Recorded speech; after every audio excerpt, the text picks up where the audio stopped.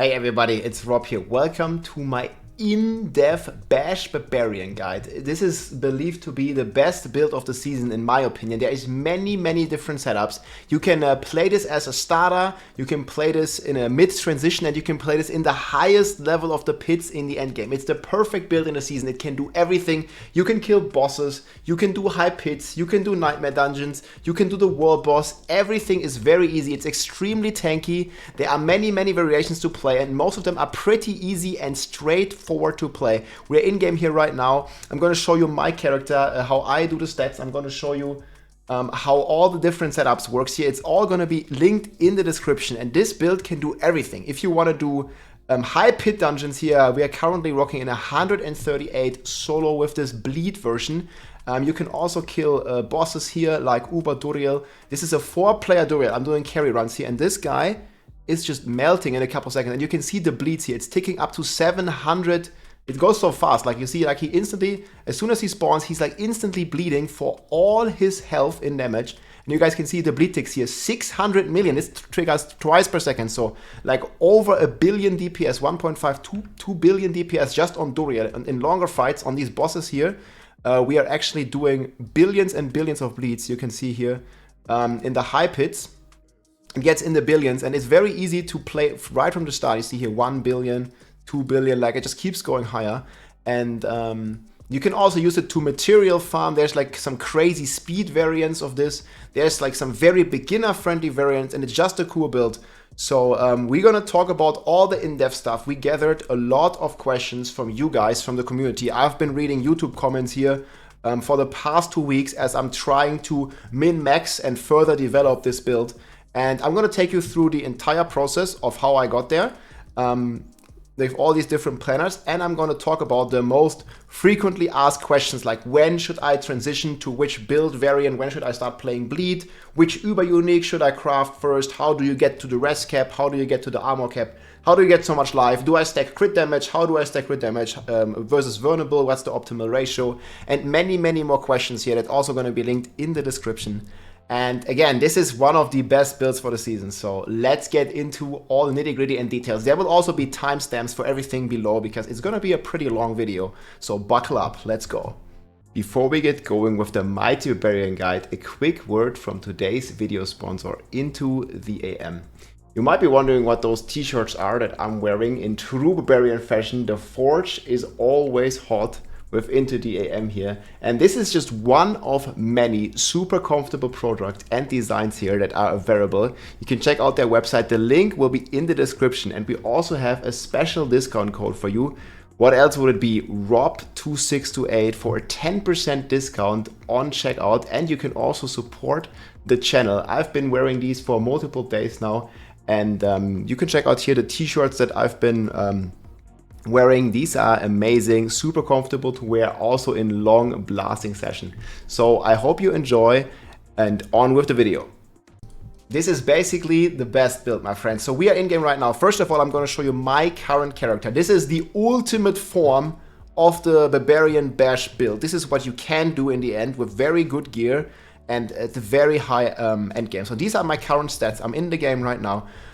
So we are res capped, we have armor cap, as you can see, even overkill. We have a lot of all stats here coming from various uber uniques, but there's also going to be non-uber uniques version all around the place. And we're going to have some amazing stats here. We have crit chance, crit damage. This is going to be a separate multiplier. This is the first thing that you understand to scale your damage with gushing wounds. This passive has finally been bug fixed. It's properly working now, and it's making you deal some amazing damage.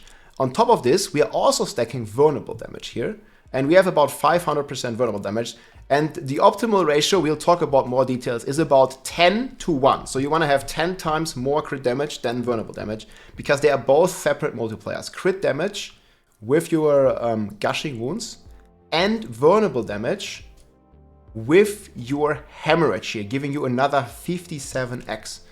And I'm just going to show you like currently what this character here can do just on a single target, so we can just start bashing. And I'm also going to explain the rotation here. So what we do is basically we just bash the target, and you see our bash applies some insane amounts of bleeds to these enemies here, already taking up to 500 million damage basically. Just attacking, we're using HotA, we are staggering the boss, and this is like doing billions and billions of damage per second, and the stagger can go like way higher. You see here 700 million, this is ticking twice a second, and just insane DPS, like billions and billions, and this is mainly from the bleed, but there's also direct damage here. You guys can see 100 millions pop up just with our Paingorgers here, and that's basically how it looks. So base rotation, guys, is the synergy of the bleed build here is you basically bash. That's like your main thing, like you just bash the target, and you see when I just bash, there's no bleed applied. What happens in the advanced version of the build is we are using Berserk Ripping. So this means whenever we have Berserking, we inflict a certain percent, in this case 60, of our damage dealt. So you see we just bash, we do, I don't know, 100 million damage, whatever. And then 60% of that 100 million. So let's just say we do 100 million. 100 million, and then 60% of that is applied as bleed. So we have 60 million bleed over 5 seconds. So divided by 5, that would be 12 million bleed ticks. But then these 60 million damage, they get multiplied with our gushing wounds. So we have about, I mean, we can just say we have a 100% crit chance, basically. We have a 5,000% crit damage.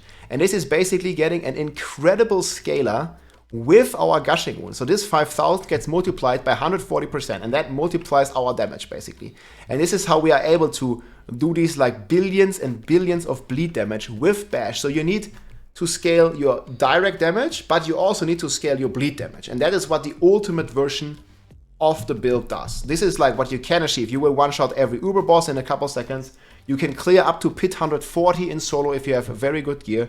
And you can basically do every content in the game while being extremely tanky. Like, I'm not even buffed for my life. You guys can see here, when I buff myself fully, we almost rock 200k life. And max res, max armor cap, and insane damage. So this build, you see, I just tickle him once and he just dies. Like on the world boss, you do one bash, he instantly bleeds for all of his health. So if you want to, like, you know, surprise your friends or have a good time in the game, man, just make a Barbarian. The bash Barb is insane. So this is my current gear, again, very high advanced version. So we are playing Harlequin's Crest here. I have 1 GA here. Cooldown reduction is the best here. Max life is also fine.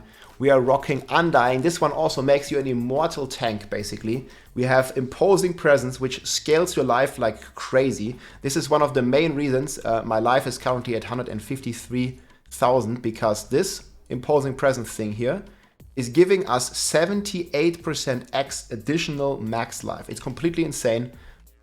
Very crazy. Crowd control duration. Also, it's going to be in the FHQ later. It buffs our challenging shout damage reduction uptime. Very good stat. Undying makes you unkillable. If you take damage, you're healing for 2% of 200,000 life. That means you're getting 4k life per hit, and you would get even more life per hit when you're below. Like, you would get 8k if you're at low life. Completely insane. When we have some pretty insane Paingorger gloves here, this is going to spread our bleeds, and it's going to spread our direct damage to all the targets, and it's basically one of the build enabling aspects. Then we have Might here with basic damage reduction, also Imposing Presence, Bash, Steel Grasp stance is very cool to handle crowd control. Then we are rocking Hectic here. This one reduces, you see, when I just press my button and I start attacking, it reduces the cooldown of one of my skills. So you see, boom, it's already ready again. And we basically have perma Warcry on a single target. You see this damage buff here? If I just were to press it all the time, it's always perma up already. And I don't really have crazy amounts of attack speed, and there's already a permanent damage buff here if I want to have it. And that is actually pretty insane. So yeah, just keeping like your DPS buffs up permanently with Hectic here on the boots. And also we are rocking Warcry ranks now. This is also insane to buff your party members. Like, if you like to play, you know, I don't know, Uber bosses in a party, or you want to do some pit runs in the party, this Barbarian is also one of the best support characters while doing damage and being extremely good, because this here basically can double damage of certain builds that double dip, such as the Hasek Victimized Rogue, the Immortal Sorcerer, or various bleed builds and stuff. Like, this is doubling your party, or up to doubling your party members' damage. Completely insane, and we can just buff this even further. So this is going to be a very cool and thought after thing for all the party members. Then we are rocking, this is the aspect that enables the build, bash, the affix, the temper affix that enables the build, bash cleaves. I have an insane weapon here. This is basically what transforms your bash into an AoE attack, because normally it's single target, but with this wonderful and amazing multiplicative, it's not a bug, it's supposed to be multiplicative aspect, this build is enabled, and it's a hell of a lot of fun. We smash and we bash. Then we are rocking Inner Calm, also bash here again. We want to have a certain ratio about vulnerable and crit. We're going to talk about that in a second. We have the Moonrise here for big damage. We have Grandfather. This is what grants us all this crit damage and just good stats overall. Shouts here with Shout cooldown is also our vulnerable source. We have Elemental, and we have the adaptability that you can now place on your amulet with 6 ranks to heavy-handed.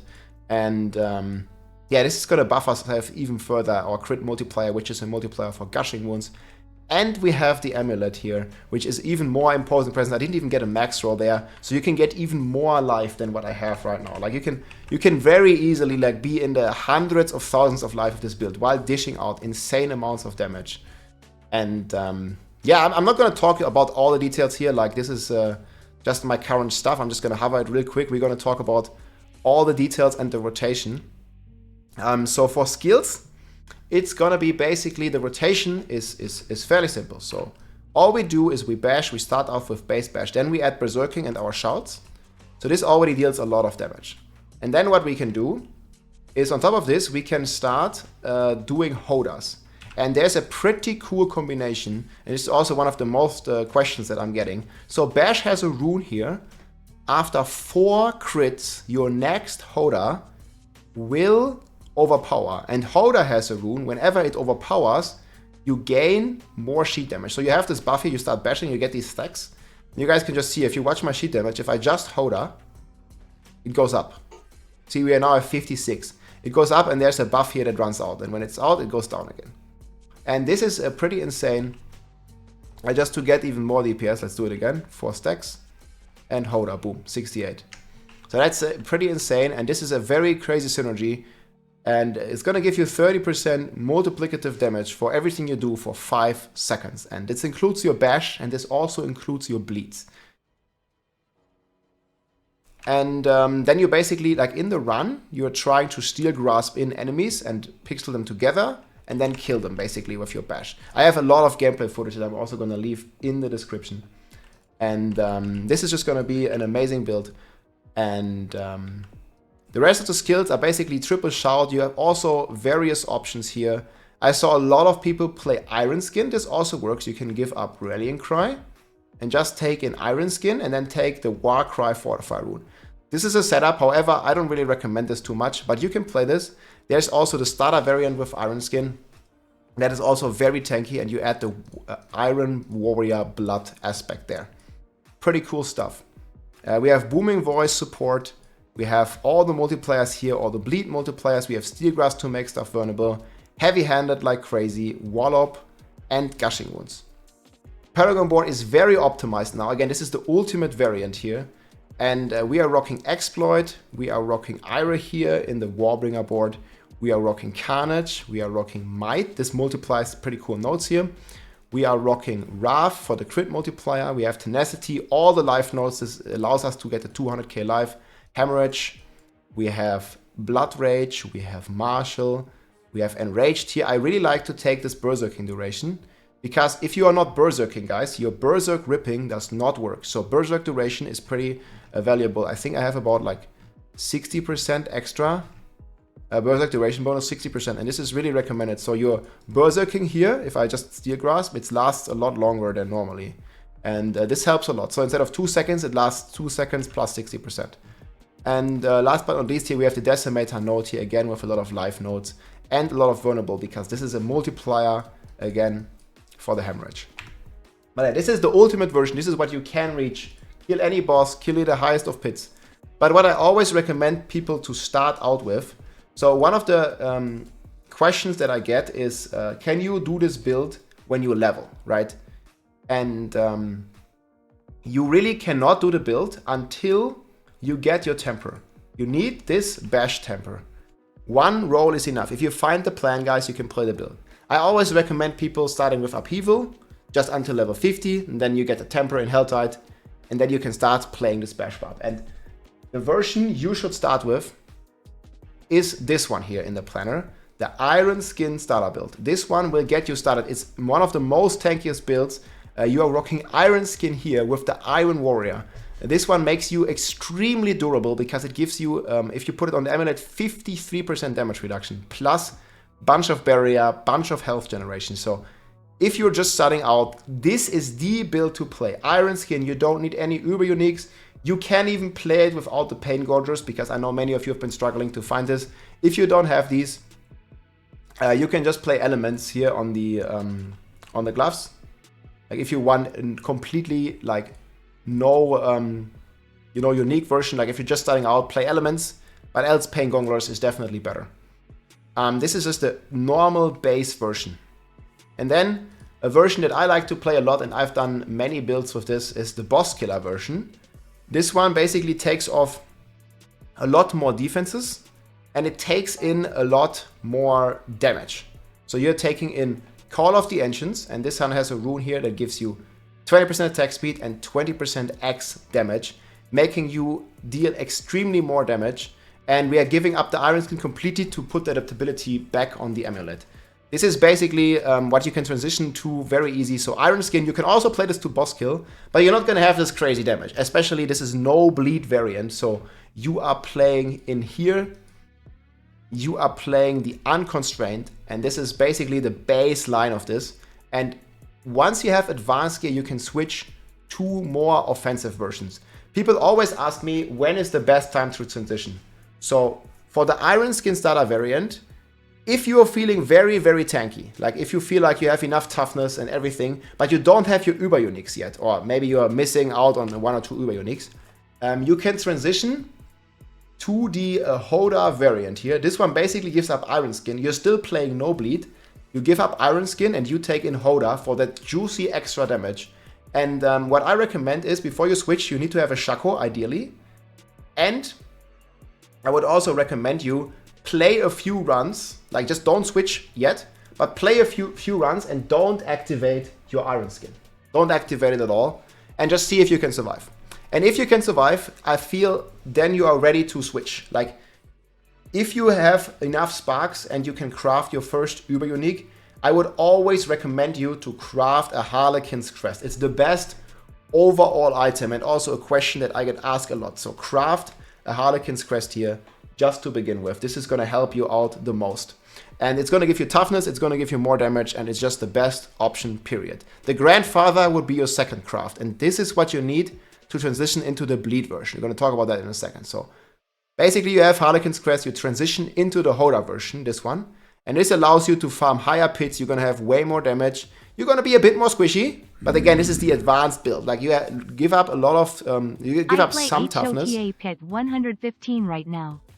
Looks good. Should I SWTICH to bleed? Switch to bleed. Yeah, I'll talk about that in a second. So you're doing the Iron Skin to HotA switch, no bleed version yet, when you have Harlequin's Crest. This one, just, you give up some toughness, but you gain a tremendous amount of damage.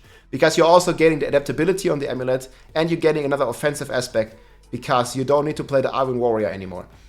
And that's basically the switch you can do. And then, if you want to transition from HotA into the bleed variant, and this is the bleed variant down here. This is currently the 138 clear. It's also perfect for the videos, but perfect for a high push, but you need a Grandfather. So I would not recommend anybody switching to the bleed variant if you do not have a Grandfather. The Grandfather is extremely important, because I'm going in-game again.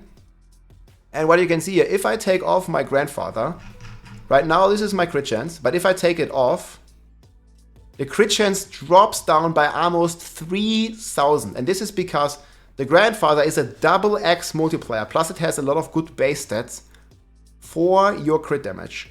So you're losing a lot of damage if you're not playing Grandfather. So I would not recommend you to go into the bleed variant if you don't have Grandfather. So when you have the Grandfather, you can transition into this ultimate variant that I showed off, or that I have currently in-game, and that I showed you at the end of the video. This is the highest pit clear on a Barb that I know of right now. Again, I cleared 138, and I definitely have potential to clear into the 140s with this. And that is just purely based on the direct damage and then the bleed that you inflict with your Berserk Ripping. And this is basically like when you transition into which variant. So just to summarize, guys. Start off, if you're leveling, start off with Upheaval. Then, once you have your Bash Temper, try the Iron Skin version. If you're feeling very tanky and very comfortable, this is what the version is, the perfect beginner version, because you can basically not die if you have the build set up correctly. And then you transition, when you have a Harlequin's Crest, you transition into the HotA variant. You can play the Boss Killer anytime, it's just more DPS. Transition into the HotA variant with a Harlequin's Crest, and then if you have the second Uber Unique, craft a Grandfather, and then you can transition into the, let's call it, ultimate version that is bleeding. Bleed version. If you have a Tyrell's Might, there's also a version here for you. This is also pretty cool, no bleed version. Just Tyrells for Pit Farm. But in general, I'm getting a lot of questions like, why don't you play Melted Heart? Why don't you play Doombringer? These Uber Uniques are nice, but they don't really have a lot of use case, because Melted Heart, it gives you a lot of toughness. You can play it, but you're going to lose a lot of damage because you can't get, you know, the big multiplier from having the adaptability on your amulet, which gives you a 2.2x. And you don't really need any fury, but you know, if you're feeling like you're still squishy when you're playing the Iron Skin variant, yes, you can add a Melted Heart. But no, I do not recommend it, but it is playable. Same goes for Doombringer. The Doombringer, I have it in my inventory here. It would give me a lot of life. Like if I were to, I think I need to drink this one. If I were to take this, you see my life goes up like almost 100k, right? Like once I'm buffed.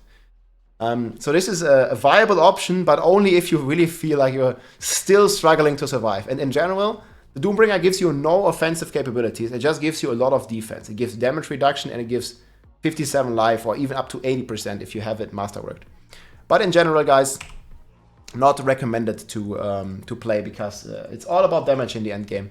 And I think if you're playing the Iron Skin starter variant, you should be tanky enough. But yeah, if you still feel like you're struggling to survive, of course you can add in Melted Heart and Doombringer, and you're gonna be the ultimate Giga Tank. You can tank everything in the game. No one can kill you.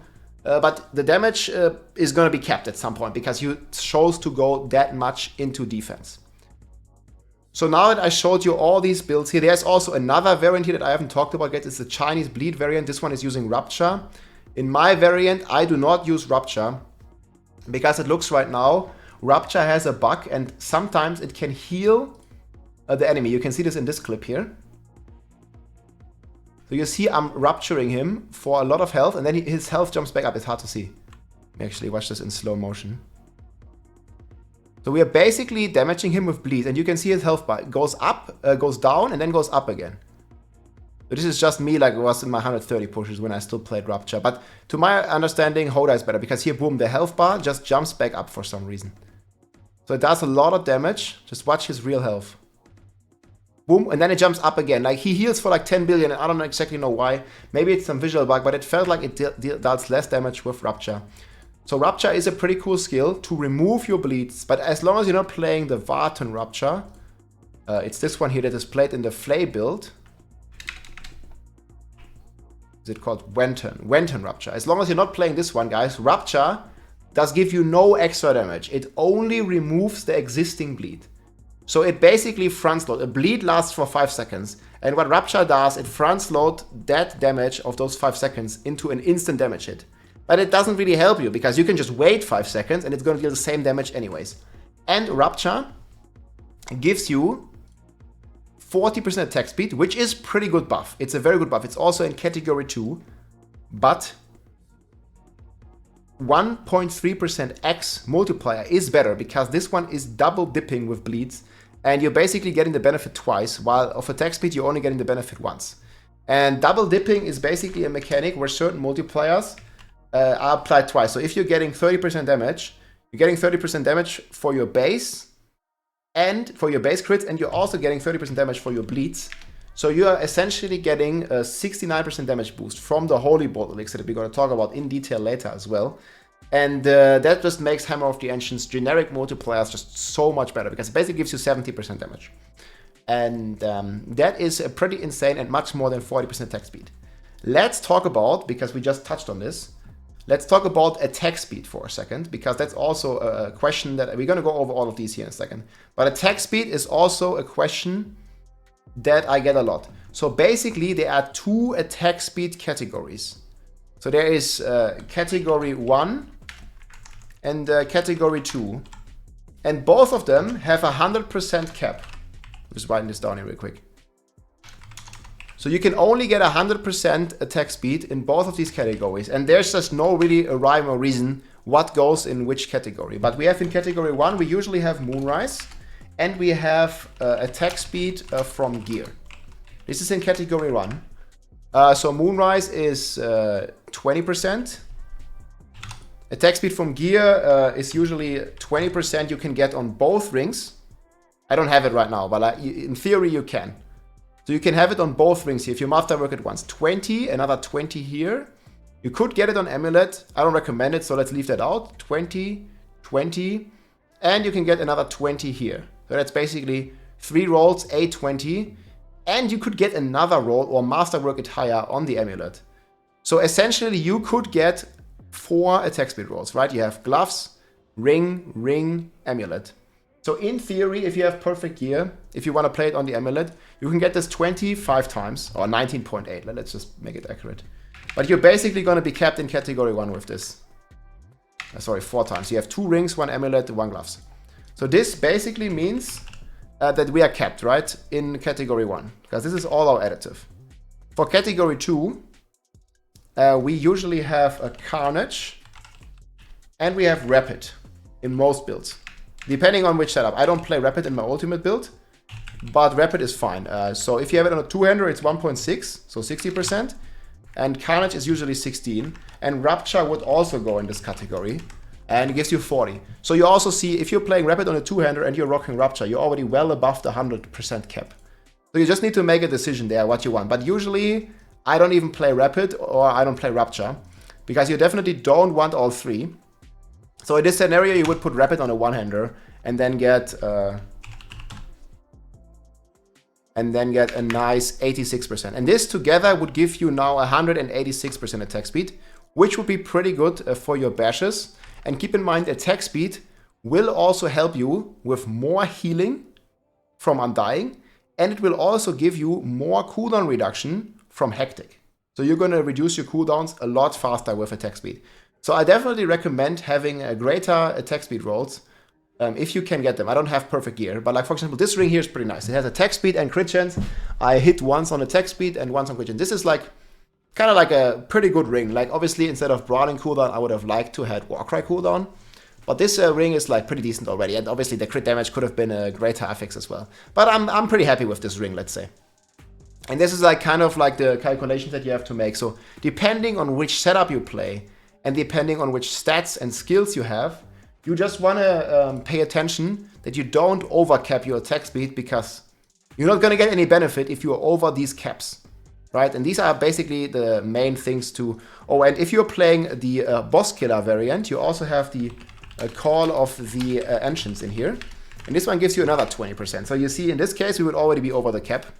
Call of the Ancients is in the boss killer setup, because we just don't need Challenging Shout when we're killing bosses. And we are taking Call of the Ancients. And it's going to give us another 20% attack speed. This is also in category 2.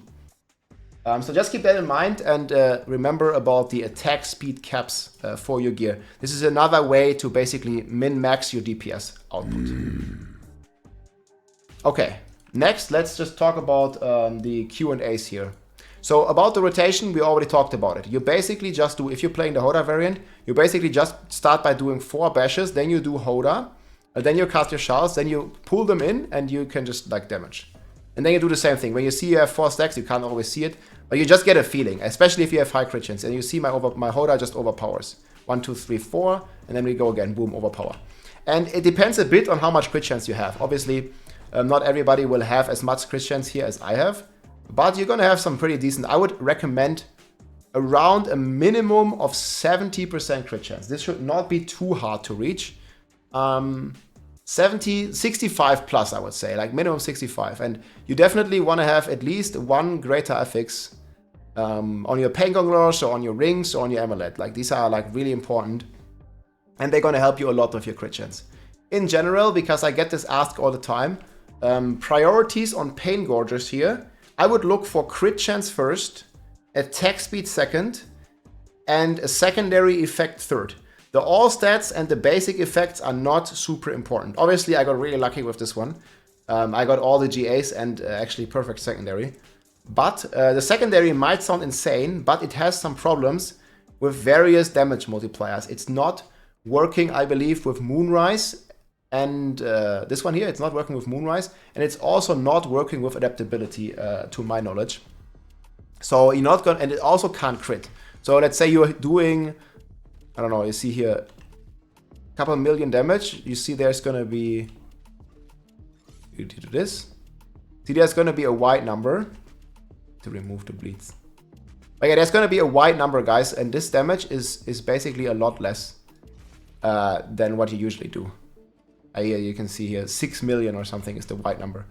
This is like all the numbers that pop up. Like one number is my direct hit, one number is my bleed, and one number is the Paingorgers. You see the debuff here, it's this swirl around the target.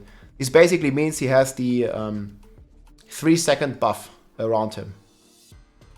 And then you're going to deal this white number. And that is basically the Paingorgers. But yeah, overall, guys, in a direct damage build, this one contributes about 64% damage to your build. So especially on the direct variants, it's also very important to have decent secondary. In the bleed variant, not so much. You definitely want to focus on crit chance over and attack speed over the secondary. But if you're playing the starter variants here, it's not super important to have this crazy crit chance because it's not a multiplier. I mean, it's not double dipping multiplier, it's just one multiplier. So just keep that in mind when you're playing Paingorgers. Let me reload this. Okay, let's jump into more questions. So this was the rotation. How to reach res cap? This is also a question that I get asked a lot. How do you cap your resistances in your planners? So I always do it, basically in every variant, we do it the same way. We stack 2 single res rolls on our gear. So you see here, usually my chest or my pants or the boots will have a res roll. So you see we have lightning res and we have fire res on these 2 pieces. And this is exactly what I have in game. I have shadow res here and I have lightning res on my pants. And then you have 2 elements already capped with the paragons that I recommend, no matter what you do. And then the next thing you can do is the other 3 elements that you don't have. So it doesn't have to be lightning res or fire res or shadow res. It can be any other res. And then you use 3 different color gems. So you see here I have lightning and shadow. So I'm using poison, fire, and cold resistance. And this will get you pretty close to res cap already. You see this is my res right now. And this is without having paragon points. Like if you're still struggling with res, you can populate this paragon node here in the Warbringer board. So there's like another 3% all res I could pick up, but I don't need it. Because what I recommend, if you're doing high tiers, I always recommend using Soothing Spices. This one gives you 10 to your max res. You see if I use this here, and I usually buff myself with this as well. I use this, boom, I have 71 all res. Then another neat little trick is to also go with the Elixir of Anti-Venom. And this one also increases your poison res. So if you're struggling with some res, I definitely don't recommend rolling poison res anywhere, because you can just use this elixir. And there's a trick, you can have 2 elixirs active. You see here I have 2 elixirs active at the same time. And this just always works. With the Elixir of Anti-Venom, you can get it in a quest from Cool up here. I have a video that I'm going to link in the description as well on all the details, but you basically just craft it at the Alchemist and you have 2 elixirs active at the same time, and this one will always give you poison res. There's also various instances that you can use to buff your resistance further if you need, but alternatively you can also just get 1 more if you don't want to do the Soothing Spices. I mean, I always recommend doing this on high tier content, but if you don't want to do it and you really care about, like, you're gonna have 60 all res anyways, but if you really care about having all res cap, just baseline, just get, for example, an all res roll instead of strength here on the boots or something. The next one is how to reach armor cap. This is also the question that pops up a lot, and it's very simple on Barb.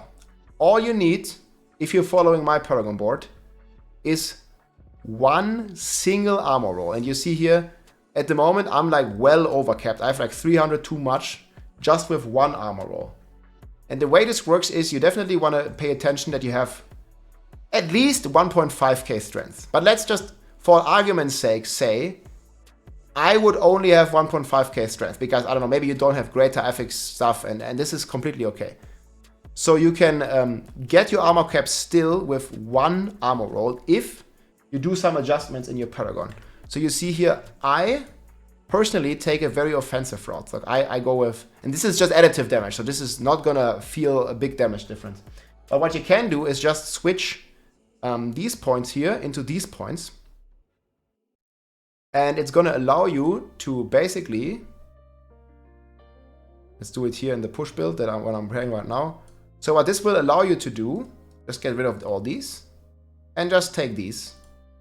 And this one already will give you another 200, 300 armor for free, right? And you get 2 Paragon points as well. You can choose to spend them here, or you can just choose to take the rest. You're gonna give up like a little bit of damage here from our exploit, a little bit of vulnerable damage, but you're gonna get armor cap and you're gonna get rest cap here very easily.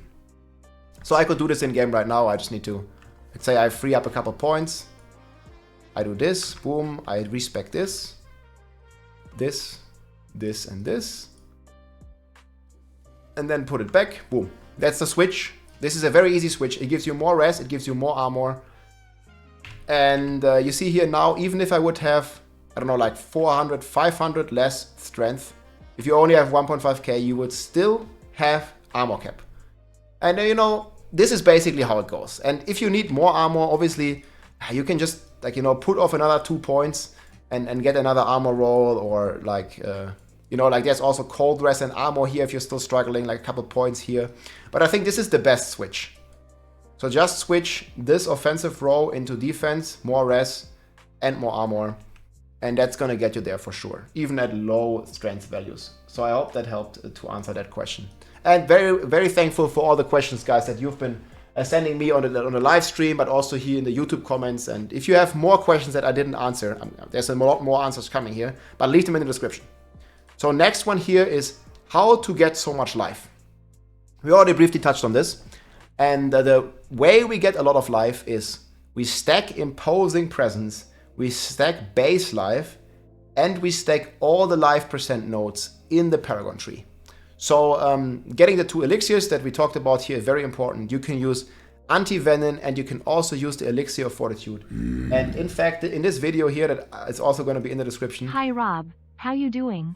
I'm doing great, man. We're just doing like a big explanation session here. Thank you for the support. So you can see here, like you can reach up to 500,000. I've even seen buffs at 1 million life if you really take this to the extreme. But you see, this is with Doombringer and stuff. So just a general like baseline, 80k life should be reachable for everybody. Just go imposing presence on your defensive slots. Imposing presence is key. Follow my Paragon board. Take all the life nodes that you can. They are very important because damage reduction is hard to come by. And as we have percent based healing, you know, we take damage and we attack, we always get 2% of our max health back.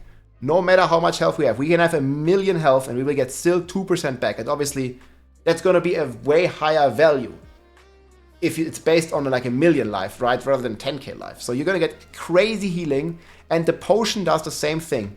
The potion also heals you for 1% of your maximum life. So basically life is key to survive because you have this percent-based healing, and it's insane. So take on all the life nodes that you can get here. We have a lot of life nodes here. If you still feel like you're struggling, you can invest another 6 points here in more life nodes. I think we're doing this in the Iron Skin Scholar variant. Like here we have all the life. It's very casual friendly. You see we have the armor stuff. And very, very life and defensive focused here. And you can take the armor, the rest rolls here if you need to. And just get all the life. We have the life up here. We have more life here. We have more life here. And we have even more life here. There is a lot of life nodes to get.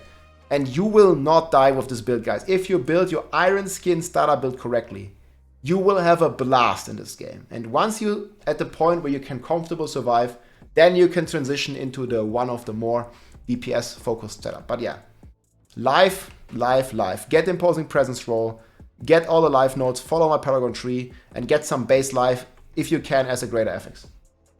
And another good thing is here, get the biggest rubies that you can. 9% life is insane on these gear pieces.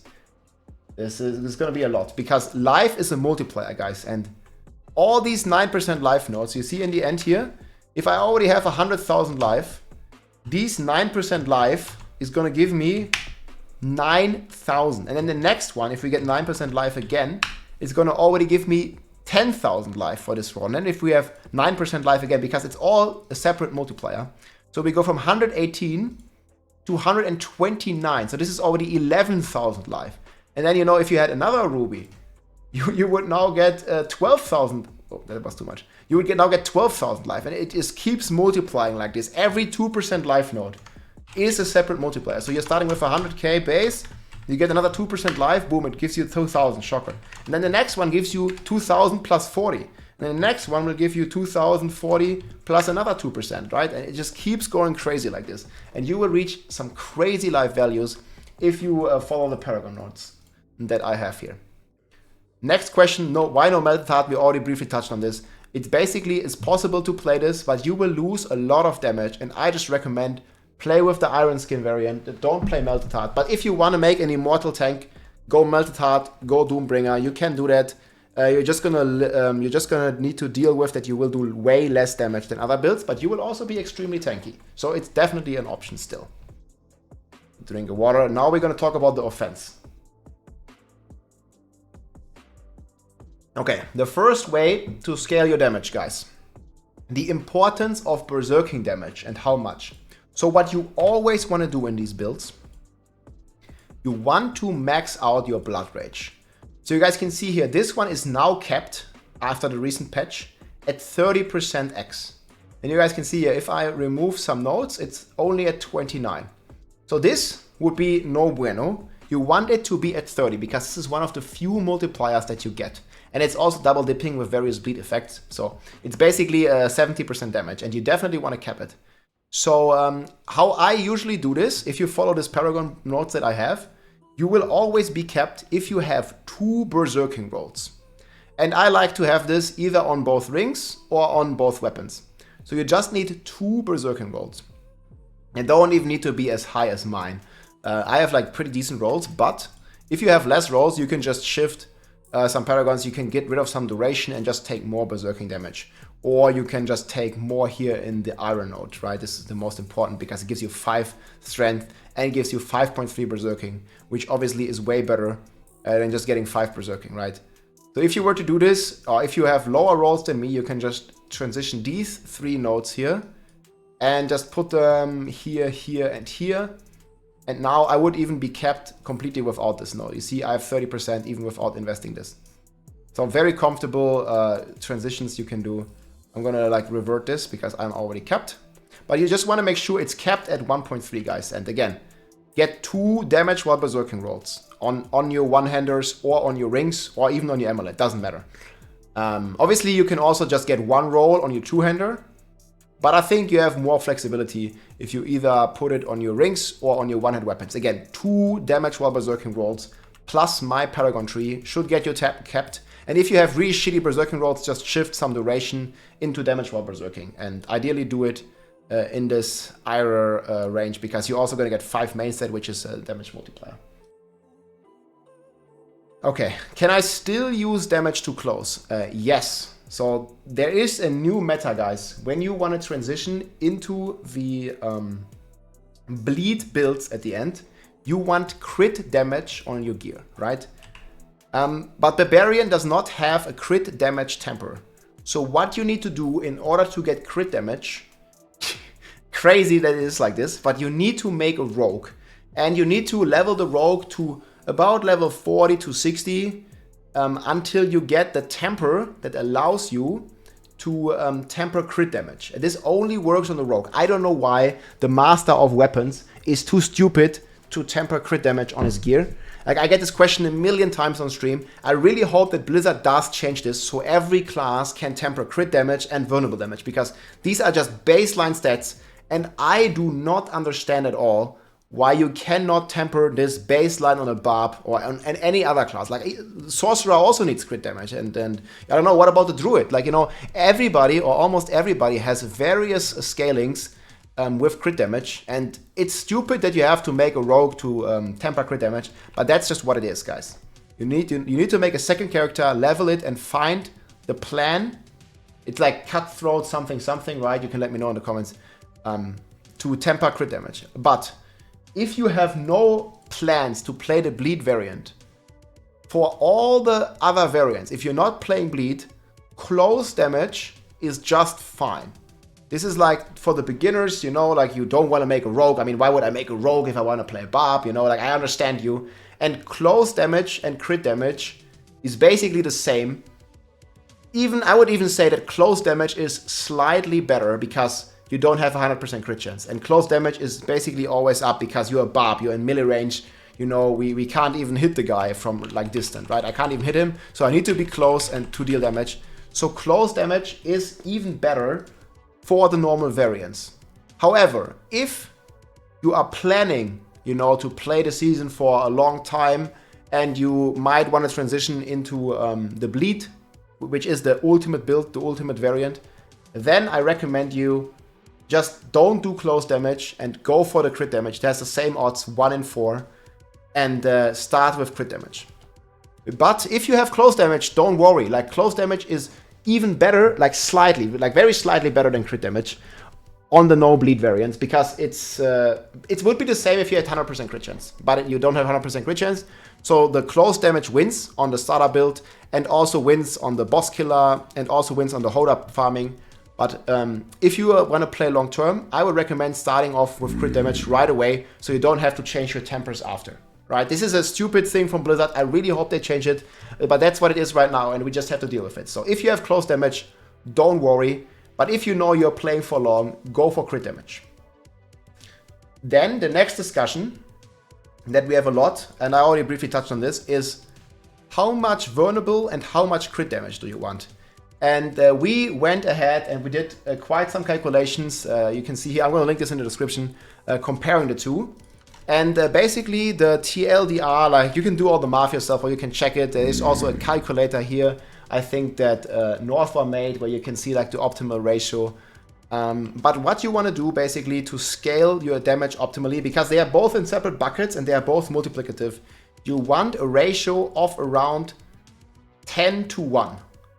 It means you want to have 10 times more crit damage than vulnerable damage, and then you are about optimal, right? So it's very easy to reach the ratio correctly with your gems. Obviously, there is a couple of values that they did wrong or something, because when you're tempering on your rogue, the crit damage that you can get is 85 from the temper, and the vulnerable damage is only 55. Like just look at this stuff here. I know there's a lot of numbers on the screen. So this is the temper. Max roll is 85 on crit, and Vern is 55. And this ratio is a bit fucked up. If I look at the ratio, it's 1 to 1.54. Right, so the crit damage here has a lot of value. You always want to temper crit damage because it just is a higher number. While on normal gear pieces, the value is 1 to 125. And this is the same on the gems. If you're comparing your gems, you have 20 Vern, or you have, I hope I have one right now, 25 crit damage.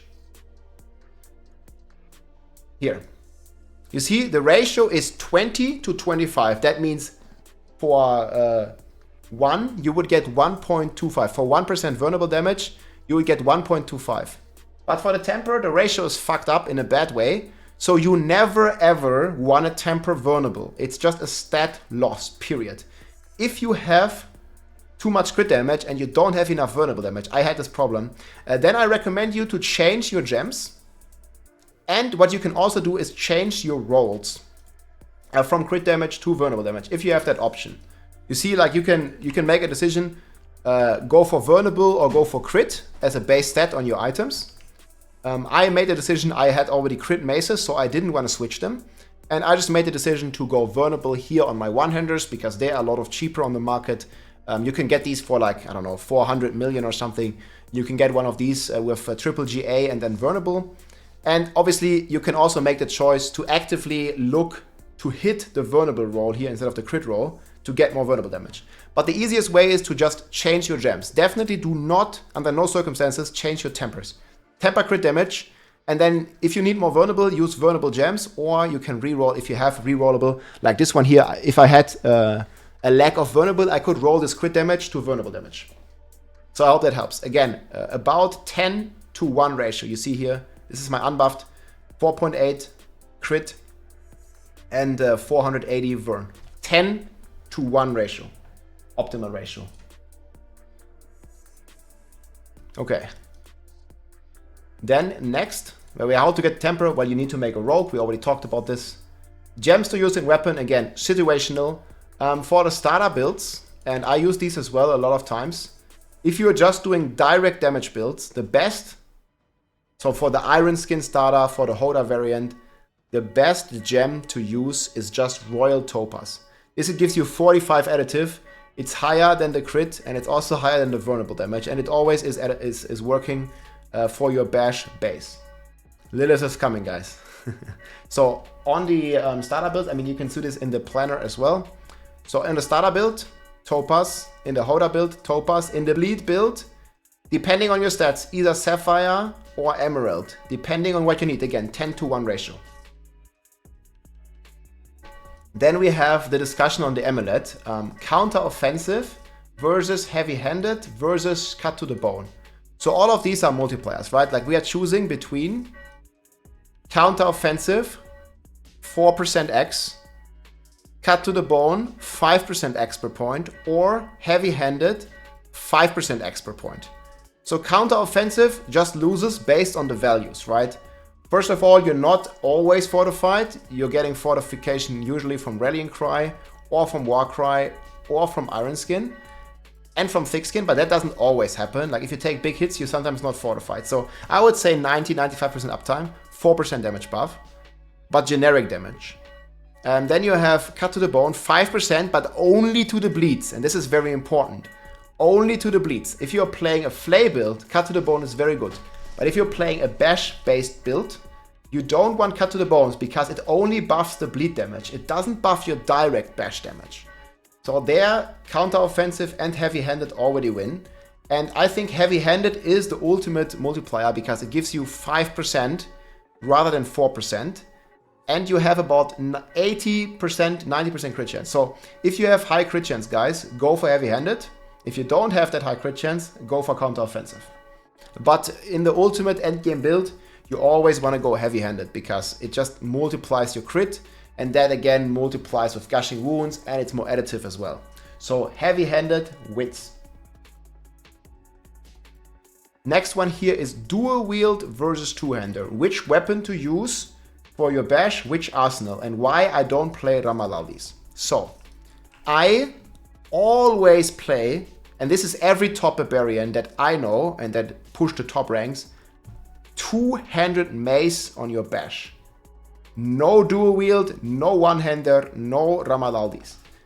The reason is it's just less DPS. If you're looking at Ramalaldis, like you might think, yeah, it looks pretty cool, but until you realize, even if you have perfect gear, so Ramalaldis, first of all, is only even a contender if you have 0.4, if you have GA Fury, and if you have Masterwork this Fury. Because you need at least 200 Fury to be even in the same realm of dealing the same damage as any other weapons. Because Bash has insane aspects, and you also have the Bash Cleave Roll that is a multiplier. So if I were to equip this weapon, you see what I would already lose. Like I would lose 1.3x from standing still. Okay, I would get double damage. I would also lose the Bash Cleave, which is another like 1.25x depending.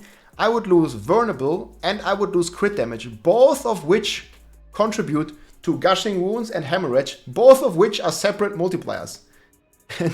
And you're not really stacking any Fury. You see, my Fury is 100. Like you need to invest so much to make this work. Like you would need to invest, and this would already lose you more damage. You would invest in this Fury nodes, you would need to invest in these Fury nodes. I don't know, you probably need to invest, like Tybert's Will is not an option, so you can't get the Fury there. Like, and the only Fury that you can get is on Ramalaldis, and then you're still missing out on the strengths, the vulnerable, the max life, and all that stuff. So just trust me on this, guys. It's not worth it to dual wield. And you're also losing out on two of your biggest multipliers. You're losing out on heavy-handed, and you are kind of losing out on Wallop. You can use Wallop if you then use a mace, but then you're losing crit damage again, and it just doesn't make sense, guys. Do not play Ramaladis. None of the top Barbs do, and I definitely do not recommend it. I really hope at some point they will update the stats of these weapons to just get more base stats, because you can see here 20% damage to close. You know, like my weapon has like 200 crit damage, or like at least 150 crit damage. Like, how is it ever gonna compete, you know? And then it has chance to restore resource, which is completely useless. And yeah, the Fury, if it's not Masterwork, is just part of the multiplier. So basically this weapon has no stats. It only gives you double damage, but you're losing out way too much, basically. So just always play your two-hander on your bash. That is the recommendation. And also you have higher chances to stun with a two-handed weapon, and just bash is just made for two-handed maces, I feel. I would not recommend anything else. Then I get the question a lot why I don't use two-handed sword, and you basically cannot. Like, bash is, you need a bludgeoning weapon, so you don't even have the option to attack with your grandfather with bash. And you also just can't take the two-handed sword expertise, because watch if I do this. If I switch my axe, I don't even get the second part, right? Like, the only reason the two-handed sword expertise would be interesting is for its secondary effect, which multiplies my bleed if I kill an enemy for 5 seconds by 30x. But in the technique slot, and I really hope they change this in the future, because it's very misleading. In the technique slot, you only get the first effect. You see, there's always two effects. There's a base effect and an effect that you unlock at rank 10. And the technique slot only gives you the base effect. It does not give you the secondary effect, which is the rank 10 effect. So you never ever want to use sword expertise ever, because it sucks. Best thing to use, and they actually recently fixed this, is the axe expertise. And this is only plus 20% damage inflicted as bleeding, while this one here is just way better. Like, it's like there's some problem in the math calculation as well. And 2-handed axe just does way more damage, trust. And how to get high damage in general, guys, is basically all the things I talked about scaled together. So you want to make sure you have a 1.3 in your Blood Rage. You want to make sure that you have high crit damage. You want to make sure that you have high vulnerable damage, again about a 10-to-1 ratio. You want to make sure that you have all your multipliers optimized. You want to make sure that you have good secondary on your affixes. You want to make sure that you are in the right positioning of the monsters. You want to make sure that you pixel the monsters correctly. You want to make sure that your war cries and all your buffs are up. And then you're going to deal some big damage. And this is one of the hardest hitting builds in the entire game. It's just like a combination of things. Like, follow the build guide and follow the variant that you are most comfortable with. And you're going to be rocking, guys. You're going to be rocking. And for bosses, you can obviously give up all the defense. So here, again, on the Uber bosses, if you want to kill those fast. And again, this build can kill them extremely fast. Like, this is just me here, like Duriel in a 4-player party, man. Like, it's just like, okay, he just spawns. You see, I press my shouts. I press my Call of the Ancients. I hammer him. I press my Steel Dust, and he just instantly bleeds for all of his life. This is like 8 billion life target, and these other Barbs, like, they're level 99, like, they're not dealing any damage. Like, this is all me on the bleed version. Just attack, and you see how crazy it ticks twice a second for like 600, 700 million bleeds, and just kills every boss instantly. Like, you can do the same for Lilith. This is a direct damage build here. You just walk up to her, and you just start smashing her. This is like direct damage. This is the HotA boss killer variant.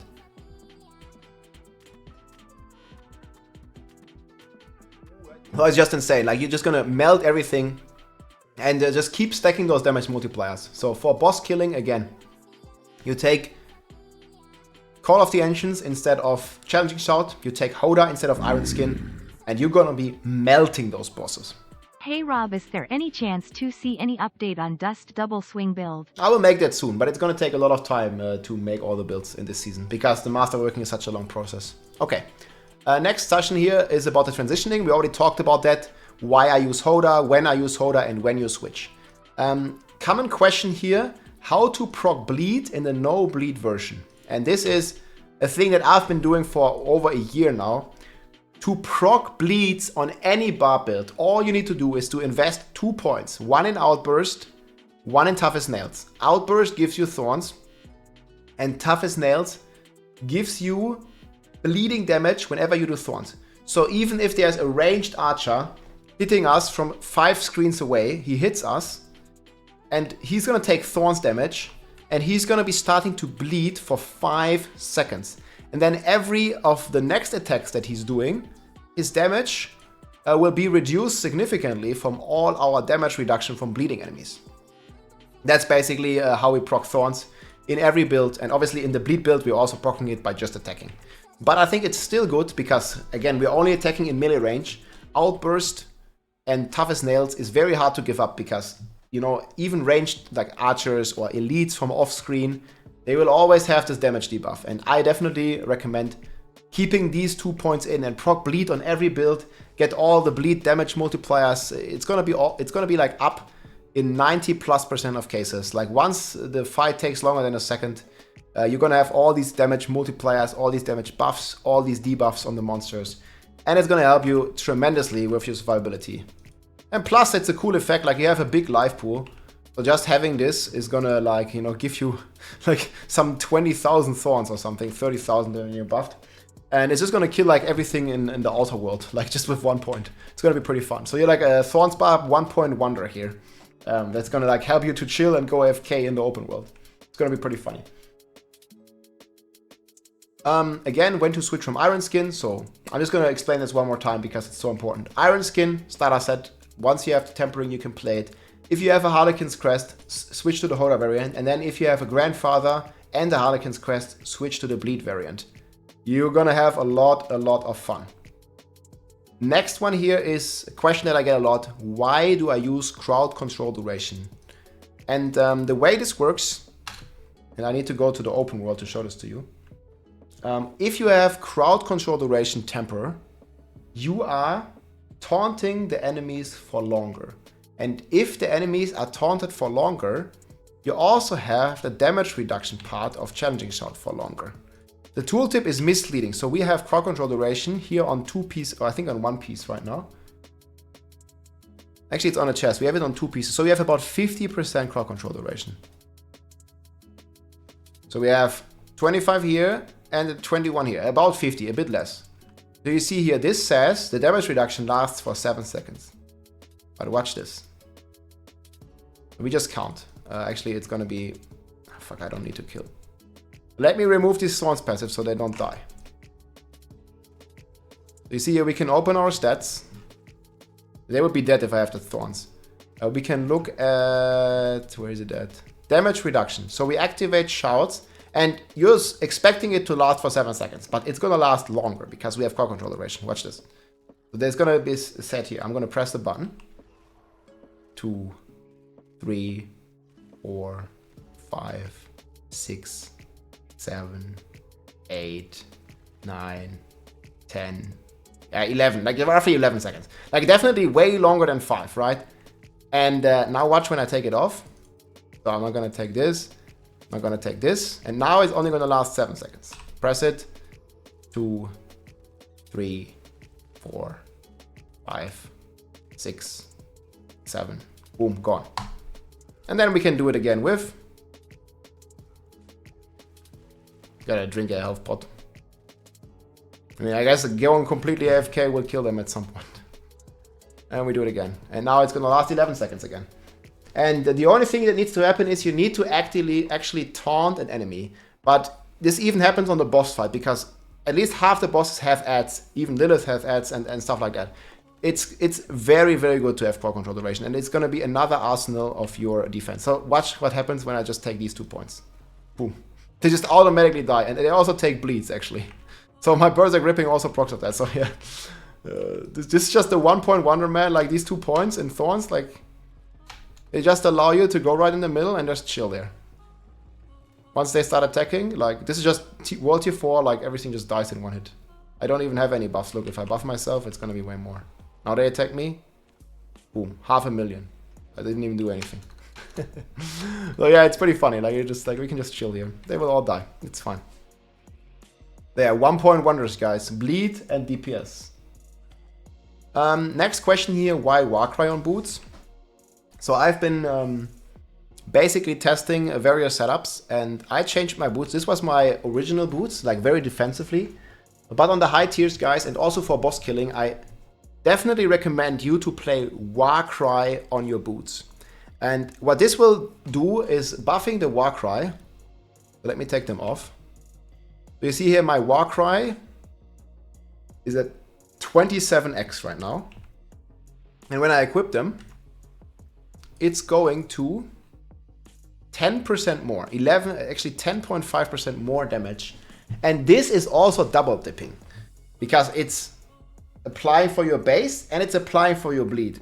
So you're essentially getting, especially if you're using Holy Bolt, you are getting a 20% damage buff. It's basically an aspect for free. And you can get +8, so even more. It's going to be like 23% damage or something.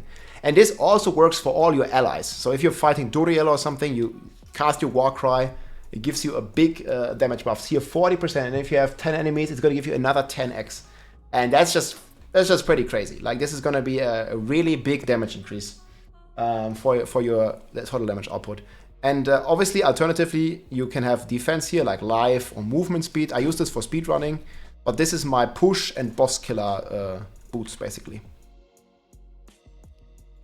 Then we have others here. My grandfather masterworking is bugged. What do I do? So grandfather in the game right now shows only 3 stats, but it actually has 4, and it used to have 4 before.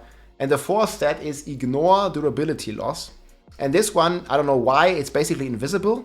And there is a chance that you masterwork the ignore durability loss. It won't do anything, but it'll essentially not boost any of the stats. So I bricked one of the, not bricked, but like I had to redo this grandfather because it also hit this ignore durability loss. Unfortunately, right now, there's nothing you can do. It's just a wasted stat. And it's just a tooltip bug, I guess. I hope they'll fix it in the future because it's misleading and a lot of people asked this question. You basically just got unlucky if it doesn't roll an affix, then it hit on the ignore durability loss. And unfortunately, the only way to fix it is to redo it and hope to not get it again. But yeah, ideally, you want to have a grandfather, obviously, with a greater affix max life. It's going to be pretty insane. I think it goes up to like 8,000 something life if you have a greater affix on this. That's pretty insane. How to scale bleed damage and Holy Bolt Elixir. So the way this works, guys, in much of the higher tiers as well, is that your Holy Bolt Elixir, and I think I'm going to show you some footage here, is triggering your bleed. So you guys can see here, this is me speedrunning 105s. I do this like in sub 2 minutes for, you know, a lot of materials for the crafting mats. And you guys can see here, once the Holy Bolt triggers, you guys can perfectly see it actually here. There's an enemy that I never even attack. You see, I'm berserking. I just pressed my shouts. So I kill this enemy. And you see it's hitting this guy for 14 million damage, yes? So this already has all my damage multipliers in. And then you see he starts bleeding now. So you see he starts bleeding for 2 million. And he like, I mean, it's way more than 2 million. It's like 8 million per tick. And he basically just dies from the Holy Bolt.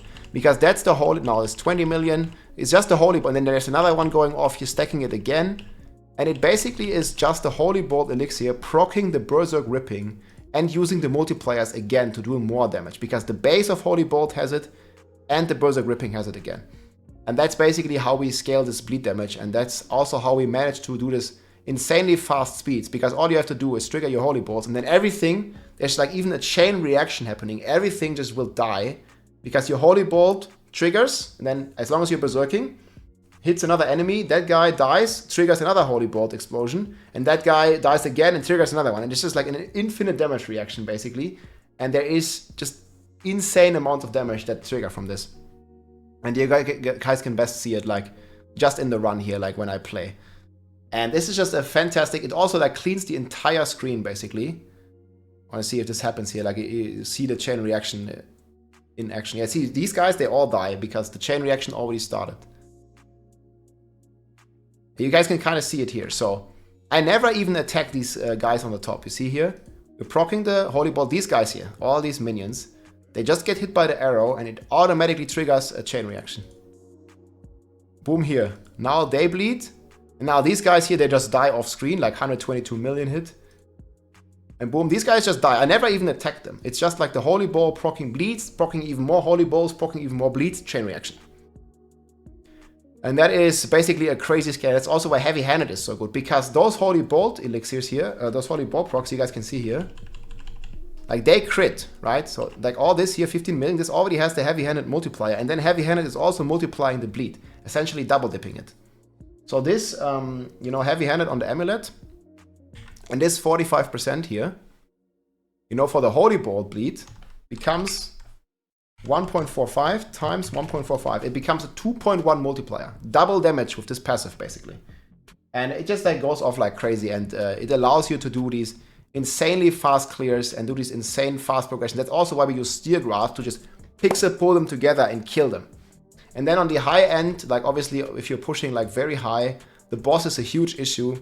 And you know, the best way to kill the boss is just to have minions as well to proc your Holy Bolt Elixir. See here, like my normal bleed is like 800 million, but once I kill these guys, like I try to kill them like right on him, so the Holy Bolt procs. And boom, now I kill him, and now my bleed goes up to like billions, you see? Now I have like a 3 billion bleed or 2 billion bleed, and now it goes down again, and once I start killing more enemies, it's basically gonna go up again. Maybe I can show this to you better here. So this is just basically how you scale your damage. Like you get all the multipliers, you get the enemies on the enemy that you want to kill. You start proccing your Holy Bolts. And this is the season theme, guys. Like it or not, I'm also not the biggest fan of the environmental season themes. They have done this a lot in the past. And with Diablo 3 as well, where we had snowballs and everything, like all kinds of weird stuff. And you guys can see here the bleed goes up to like 6 billion now. So essentially like 7 billion here. Essentially like 7xing my base damage. And, you know, like there's a lot of discussions. Let me know in the comments what you think. They might change the Holy Bolt Elixir. They might not change it. Like, who knows? But this, for me, is a season theme. And obviously, we are playing on season. We're not playing on the Eternal Realm. And the power of the character, especially on the Bleed build, is extremely powerful, even without the Holy Bolt Elixir. Like, you see, like me here, killing these bosses, like this is like Duriel, just pure single target. I don't even use the Holy Bolt Elixir. You just attack him and he starts bleeding for billions. But the Holy Bolt Elixir makes you bleed for multiple billions, right? And that's like the difference that you need on the high tier. And this, like you see, he's bleeding. If I would Rupture this, the way this works, this 7.7 is over 5 seconds. And it ticks twice a second. So twice a second, times 2, times 5. This would be a 77 billion Rupture if I would Rupture it. But there's not even a point in rupturing it, because I just wait 5 seconds and he takes that damage anyways. And you see this is about 77 billion. So you see this guy has like 1 trillion life easily. And yeah, it just takes long to kill these bosses. And I really hope in the future that they reduce the life of the bosses a little bit and shift some of that power from the boss into the run. But we'll see. This build works fine without Holy Bolt Elixir. But obviously, if you want to play without Holy Bolt Elixir, it's going to be harder in the pit. But it's still going to be very strong build. Like, you're going to still clean it into 130s and higher, even without Holy Bolts. Why not play Rupture? We already talked about that basically at the start. Attack speed can cap, and we have the HotA that is basically double dipping with the Holy Bolt Elixir, giving us 70% rather than the 40% from Rupture. And Rupture also has a bug where it can sometimes heal the target. So I don't recommend Rupture, but you can still play it. It's still a fine skill, right? It still works, and this bug only happens like very rarely, so you'll be fine. Then we have Paingorger mechanic and scaling stat priority. We already touched on this earlier as well. So stat priority, crit chance first, attack speed second, secondary third. And it does not work, the secondary does not work with all your effects. It doesn't get multiplied by your crit. It doesn't get multiplied by your Moonrise and adaptability. So for direct damage builds, the Paingorger is still about 60% damage. So it's still pretty important to have the secondary. But the basic skill and the all stats are kind of irrelevant. I, in fact, want to redo this one because I got a beautiful one. And I want a triple crit. I want a triple hit, triple crit for 90% crit chance. I will get it at some point, but right now I'm out of materials and I want to do other builds as well. So we'll see if we will reset. I reset this 3 times already, and it's very expensive to reset when you already masterwork at 12 out of 12. It takes a long time, and there's lots of builds to play. But yeah, there's definitely triple crit or attack speed would be nice as well. My pre-buff setup for runs. So what I basically use is always anti-venom. Again, double elixir trick, 1 anti-venom. gives you poison rest, gives you max life. And then I use Holy Bolt Elixir. If you don't want to use this, you can alternatively use the Fortitude Elixir, gives you more life, or you can use the Crit Elixir, gives you more multiplicative damage. Then I like to use the Soothing Spice, again to max my res. Chores of War on the boss if you want, and then the Dodge one is the best type 1 instance. So you have 3 different types. So this is type 1, this is type 2, this is type 3. And that's basically the pre-buff setup. If you feel like you don't have armor cap, instead of dodge, you can also use the Song of the Mountain. It's also going to give you 200 extra armor if you need that. But I'm at armor cap and I'm well over capped already. And I definitely recommend this Paragon trick that I showed you earlier. If you need armor, just go this Paragon route. And if you have enough armor, then do what I do here. And we go the offensive route here. And take back our stuff. So this is like the 2 routes you can take. This one gives you a bit more damage, and this one gives you armor cap if you need it. But you see my armor is fine with this, so I definitely take the DPS part. And then, can I level with Bash? I already answered this. Like, I would recommend leveling with Upheaval, and once you have a temper for Bash, you can start leveling with Bash. Pretty comfortable. And then last but not least, guys, I know it's been a long guide already. Let's talk about my settings that I use, the optimal settings. So I'm just going to show you. So what I like is the mouse cursor, first of all. And this helps me a lot when it's very recognizable. So you go in options, graphics, here, cursor color picker. You can make high contrast. I like to have this enabled. And you can make it any color. I like to take a color that is not as present in the game. And pink just comes to mind. You can also use like green or something bright. But definitely not like a dark cursor. Like, you know, like you don't, like I want a light cursor so I can see where it is. And it also is pretty big. And then this is like my other stats here. There's nothing really too fancy here, but if you want to see it. What I like a lot is player highlight. If you have trouble like seeing where you are, I don't play with it right now because it's bad for the videos, but here, this is a setting that is pretty good to recognize where your character is, because your bash only hits in a cone in front of you, right? It's about 180 degrees cone. And if there's a monster standing like behind you, you're obviously not hitting it. And sometimes, like depending, I can't show it here, but depending on how your steel grasp pulls and how you position yourself, you can miss the monsters. And then you're definitely going to deal more damage, right? So you want to position yourself properly, and this helps you to see your character. And when I'm going to do hard pushes, I'm actually going to have the setting on. But for video recording, I usually have it off because it just looks cleaner, it just looks more beautiful like this. But yeah, if I want to become Bruce Banner and I want to get very angry, I just turn into the Green Hulk, man. And I think the Barbarian physique almost fits it, right? But yeah, not for this video, not for this video. Okay, and then one neat little trick here that I like to do is, first of all, I have force move on my mouse wheel. So you guys can see here, whenever I force move, it looks like this. And I have a mouse, I'm using the Logitech G502. I can unlock the wheel, and I can keep force moving this.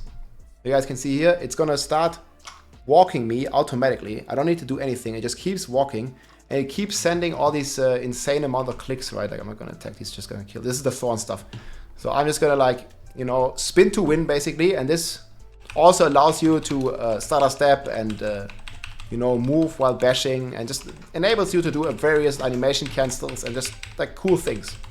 And then another cool trick that I didn't know about, and I don't even know why it works like this. So this is all my settings. And there's one crazy trick. And I don't know, it almost feels like a cheat, but it works, and I don't know why. If you bind your whole position, right? Like if I just were to bash normally, like it would require a target, right? But you can see here, I am not pressing any button, I'm just pressing Q. You see when I press Q, my cursor changes to the sword. I don't know why it does this, but when you bind, and you should try this, when you bind hold position to shift plus your hotkey for bash, because I get a lot of people that ask me, dude, like when I, you know, use my bash, it doesn't work. You see, now I have it on my mouse button, and it just walks instead of bash. So it would walk until it hits an enemy. Boom. But when I use this on Q, I can basically just attack in the air. You know, it doesn't walk to the enemy if there would be an enemy. It doesn't do that. It just holds stand still. But this is without me pressing shift. And this is gonna save your pinky, because you see, like, my key setup is like this. Oh fuck, you can't see it. But yeah, I basically have to like cramp my pinky like this to reach the shift key. And it really hurts your fingers in the long term if you're doing long grinding sessions. And this is just a lifesaver for me, man. This probably single-handedly saves me from getting carpal tunnel on some of my, this like cramping of the pinky is not good. And just try it. I don't know why it works. Just shift plus the bash hotkey.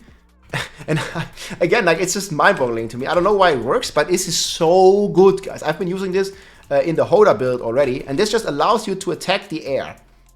A controller is different, right? But like, you should try this, guys, and let me know in the comments if this helped you, because this is just insane, man. Like, I just, want to attack without holding shift and without, like, fucking up my finger. And this just makes it work. So I'm very thankful that this setting exists. And I mean, I don't know, like, it should be shift plus Q should only activate it, but it activates it baseline. And it's really good. Yeah, you can also play WASD or play on controller, but this is what I recommend. So controls, hold position, shift plus your bash hotkey. Try it. Let me know in the comments if this helped you, but like, for me, it's a lifesaver, especially for my pinky. And yeah, then these are the rest of my my controls. But also good here is you can bind your instances, because sometimes it can happen. Your Holy Bolt Elixir only lasts for 15 minutes. And sometimes you forget, and your Holy Bolt Elixir is inactive. So I recommend buying this on the wheel. Like, I'm playing QWER. And on, like, 1, 2, 3, 4, I have my buffs up to 6. So I have all my buffs here, just in case they run out. And I notice it mid-fight, because you don't always have time, to just like open your inventory in the middle of the boss fight, find the potion you want to drink, and then drink it. It's very easy to just, have a hotkey, you just press it and bam. So that's also another like cool setting that you can set up in hotkeys. And yeah, that's basically been my settings, guys. And that's been the entire guide. I think we're, how long are we in? Yeah, we're about over an hour, well over an hour. But thank you for submitting all these questions, guys. And I really hope this helped you and you are enjoying the bash build. If you have more questions, guys, I might make a follow-up if there's really more demand on these questions. I'm also going to link the calculations here in the description. Everything is here. Maybe I'll also make some written stuff, but there's going to be timestamps, guys. So if you missed something, the timestamps are going to be in the description. You can go back to it. I hope I answered all the questions as good as I could. And, there's probably always more, and maybe we'll make a follow-up. But the Bash Barb is popping, guys. Really fun build. There is a lot of setups. And probably the Bash Barb will change more, guys. There's always more innovation, especially now that Diablo 4 has a really, really hard endgame with the pits. We are nowhere near to the max, man. It goes up to 200, and we are currently stuck in about 140. We can maybe hope to reach 150 this season. There's some pretty crazy meta shift that I'm going to update you on about. But this build is a constantly evolving process, guys. I'm sorry, but this build will most likely get updated again, because there is more and more knowledge that gets shared and more things that people figure out. And I don't want you to play an outdated build. So please keep in mind that power matters on swords for bleed bash. Yes, it matters.